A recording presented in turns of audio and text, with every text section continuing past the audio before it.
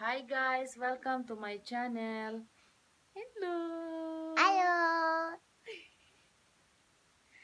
Ngayon gusto kong i-share sa inyo itong dalawang DIY home remedy para sa sore throat or ubo.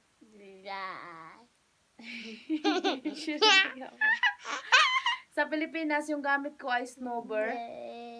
Ano, Jesus?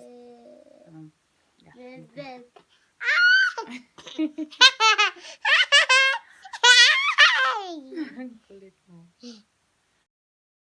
Ito yung mga kakailanganin natin.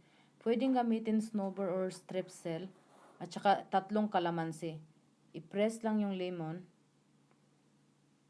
at hayaang matunaw yung candy. Kapag tunaw na, pwede nang inumin. Mas maganda itong inumin kapag sa gabi, kapag makati yung lalamunan bago matulog. At yung pangalawang home remedy ay kailangan natin ng ginger powder and lemon.